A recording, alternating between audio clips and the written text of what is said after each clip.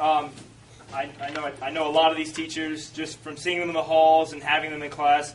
And I know every single one of them's had an impact on my life, positive impact. I want to point that out. Just clarifying.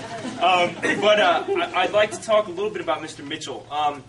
When I was a sophomore, he was entering his second year teaching at Mendham, and I only knew really of him by reputation. He'd taken like the Withering Robotics Club into an internationally competitive, closely knit team. Many of my friends were on the team and spoke very highly of him, so I decided to eat lunch in the tech room and meet the famous Mr. Mitchell. I was immediately taken aback at how much the students respected him. The sole fact that Mr. Mitchell opened his room's doors to students at lunch surprised me. I later learned that he often arrived an hour or two before school and welcomed students to use all of the tech room resources to their academic advantage. I have always been an honors student, and sometimes the sheer amount of work I receive is so overwhelming.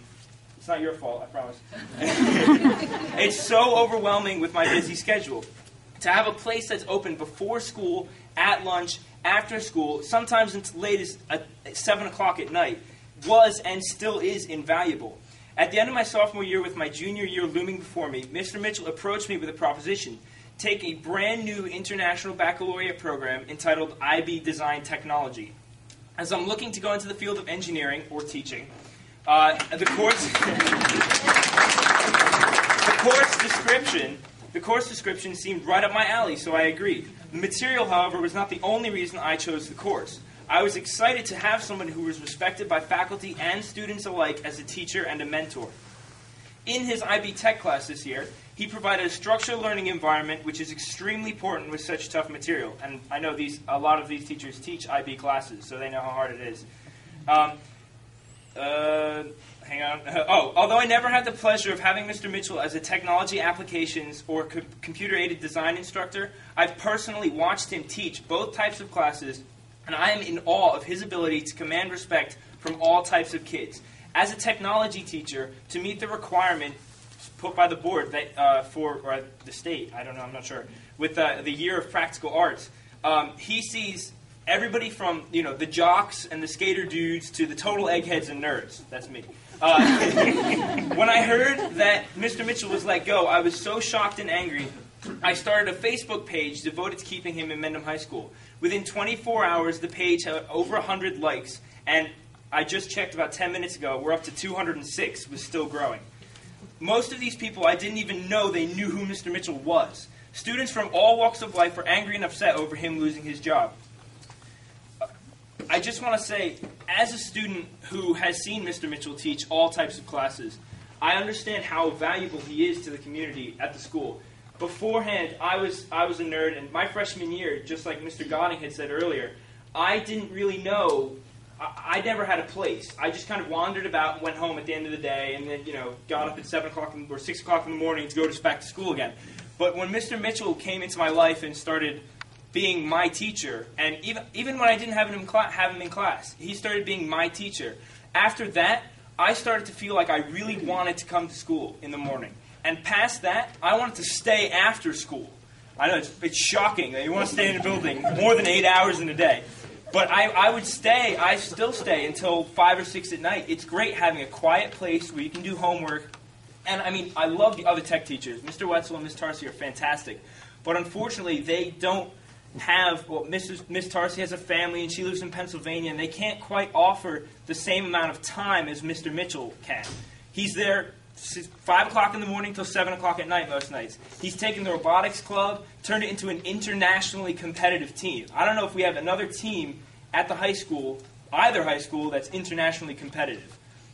They win all sorts of awards. He's a fantastic teacher. I've learned so much from him.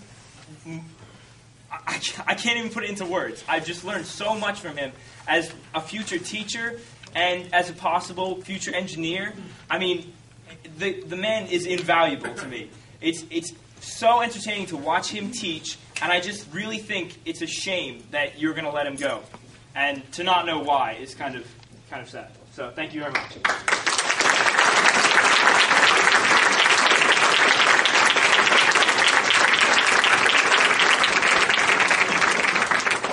I would just like to say to you, I applaud your ingenuity in your public speaking ability. Thank you. I'm impressed at your age. We can't say anything. It's a personnel matter, and we can't say anything more. But I would, again, like to reiterate our support for the robotics program and the technology program. I understand. Thank you. Thank you. Yes. Hi, I'd just like to say that kid's very articulate. My name's Chris McManus. I'm his father. Well, I really am.